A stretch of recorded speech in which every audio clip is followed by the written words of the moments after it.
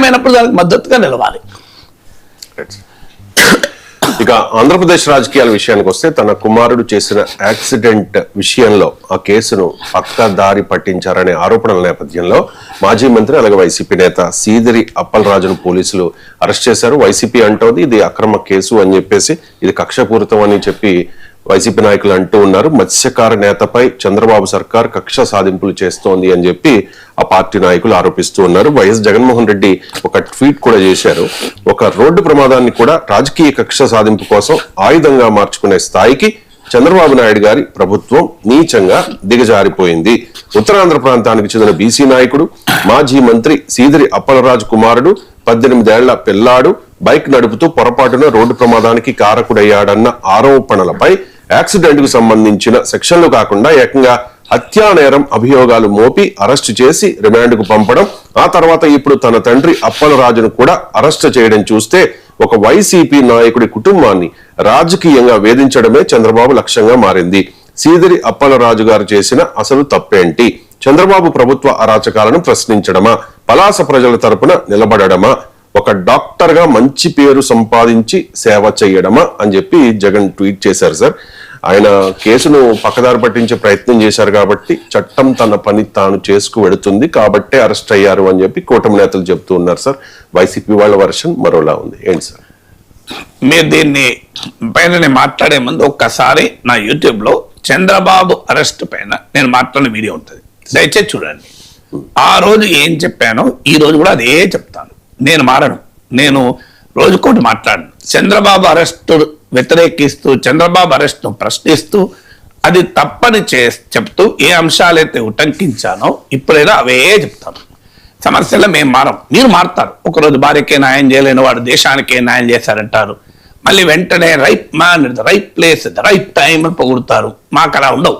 మేము ఆ రోజు జగన్మోహన్ రెడ్డి ప్రభుత్వం చంద్రబాబును అరెస్ట్ చేసినా నా స్టాండ్ ఒకటే, లా ప్రకారం మీరు వెళ్ళండి. ఇక్కడ జగన్ చెప్పిన కారణాలు బీసీ నేత, అలాగే 18 ఏళ్ల పిల్లవాడు, మత్స్యకార కుటుంబము, మంచి పేరున్న డాక్టరు, ఇవన్నీ కూడా నేరమే జరిగితే ఆ నేరం నుంచి తప్పించుకోవటానికి అంశాలు కాదు. అందువల్ల వాటి జగన్ చెప్తున్న కారణాలను ఆధారంగా నేను యాక్సెప్ట్ చేయను.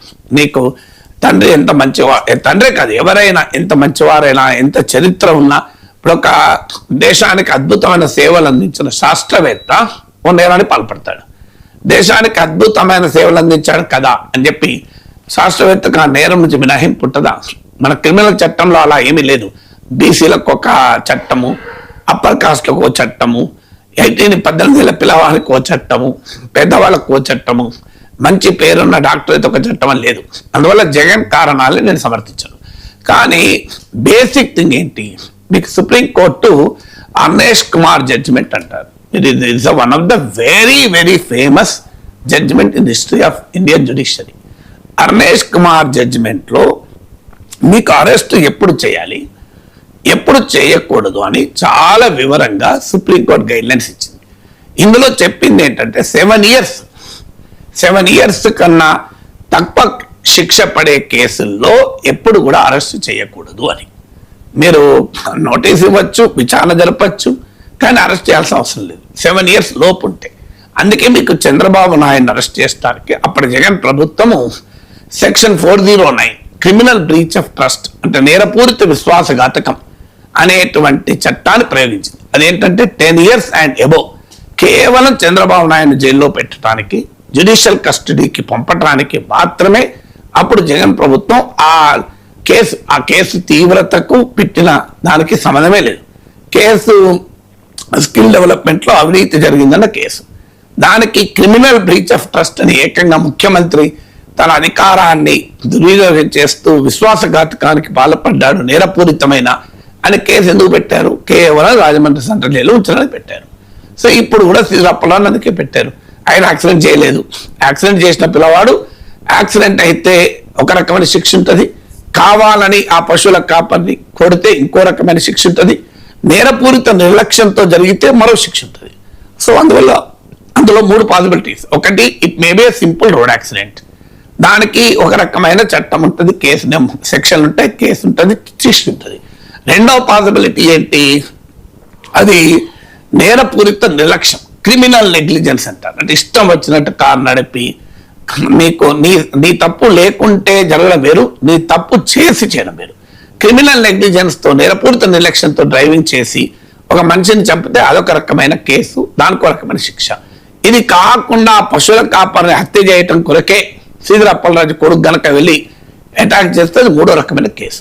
మీరు విచారించండి, ఆలోచించి పూర్తి విచారణ జరిపించండి, ఏం జరిగిందో తేల్చండి, సంబంధిత శిక్ష విధించండి. ఇక శ్రీధర్ అప్పలరాజు పైన ఆరోపణ ఏంటి, ఆయన కొడుకును కాపాడటానికి కేసును తప్పుదారి పట్టించడానికి ప్రయత్నం చేశాడు అని. మీకు ప్రయత్నం చేస్తే దానికి అరెస్ట్ చేస్తారా? 7 years కన్నా ఎబో శిక్ష ఉంటుందా? ఇప్పుడు అజీమ్ వాదన కొరకు శ్రీధర్ అప్పలరాజు తన కొడుకును కాపాడే పని చేశాడు అనుకుందాం. బండి సంజయ్ పై కూడా ఇలాంటి ఆరోపణ వచ్చింది కదా, ఆయన కొడుకును కాపాడటానికి ప్రయత్నం చేస్తున్నాడు అని. శ్రీధర్ అప్పలరాజు కొడుకును కాపాడడానికి ప్రయత్నిస్తే దానికి సంబంధించిన శిక్షలు పెట్టండి. కానీ అదేమో 7 years కన్నా ఎక్కువ ఉంటుంది. A3కి ఒక యాక్సిడెంట్లో తన కొడుకు తప్పు చేస్తే కొడుకును సమర్థించుకొని కాపాడుకునే పని చేస్తే ఏ చట్టం ప్రకారం అది మోర్ దెన్ 7 years అవుతుంది. మరి అన్నేష్ కుమార్ వర్డిక్ట్ ఉంది కదా, సుప్రీంకోర్టు గైడ్ లైన్స్ ఉన్నాయి కదా, bail is a rule, jail is an exception. Arrest చేయకూడదు, ఎప్పుడు అరెస్ట్ చేయకూడదు, బెయిల్ ఇవ్వాలి అని. ఎందుకు అంటే, ఒకటి కోర్టు న్యాయ విచారణను తప్పించుకొని తిరిగే ప్రమాదం ఉంటే, అంటే శ్రీధర్ అప్పలరాజు విదేశాలకు వెళ్ళిపోయి దొరకకుండా అజ్ఞాతవాసం చేస్తారంటే మీరు లోపలేయచ్చు. ఆయన ఒక ఎమ్మెల్యే, ఆయన ఒక పొలిటికల్ లీడర్ ఎక్కడ పోతాడు? 2 సాక్ష్యాధారాలను తారుమారు చేసేటువంటి అవకాశం ఉంటే, అది జరిగింది రోడ్డు మీద యాక్సిడెంట్, పోలీసులు ఆల్రెడీ కేసు పెట్టారు, మెటీరియల్ కూడా సేకరించారు. సో శ్రీధర్ అప్పలరాజు ఆ సాక్ష్యాధారాలను ఎలా మాయం చేయగలుగుతాడు, ట్యాంపర్ చేయగలుగుతాడు? మూడవది, సాక్షుల్ని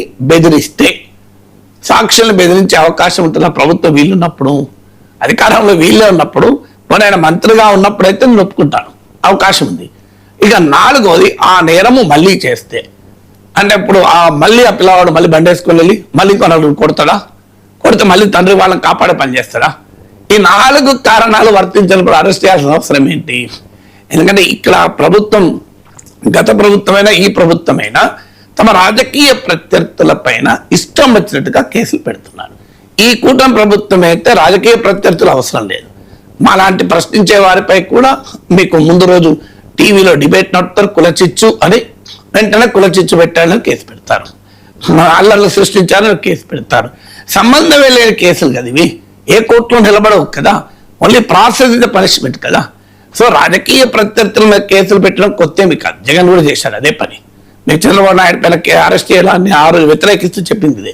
కానీ ఈ కూటమి ప్రభుత్వం ఇంకో అడుగు ముందుకేసి అసలు రాజకీయ ప్రత్యర్థులే సంబంధం లేదు, ఎవరు మమ్మల్ని ప్రశ్నించినా మేము ఇవే కేసులు పెడతాం.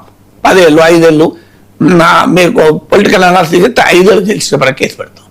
ఈ దుర్వినియోగం సమాజానికి మంచిది కాదు. ఎందుకంటే ఒక్కసారి రూల్ ఆఫ్ లా కాకుండా రూల్ ఆఫ్ అనార్కీ వస్తే ఎల్లకాలం మీరే అధికారంలో ఉండరు కదా, మీరు శాశ్వతం కాదు కదా, అరే మళ్ళీ మీకు కూడా చుట్టుకునే ప్రమాదం ఉంటుంది కదా. Right sir, thank you so much sir. చాలా అంశాలకు సంబంధించి చాలా డీటెయిల్డ్గా విశ్లేషణ అందించినందుకు. ఇది ఇవాళ నమస్తే నాగేశ్వర్. మళ్ళీ రేపు కలుద్దాం. చూస్తూనే ఉండండి 90.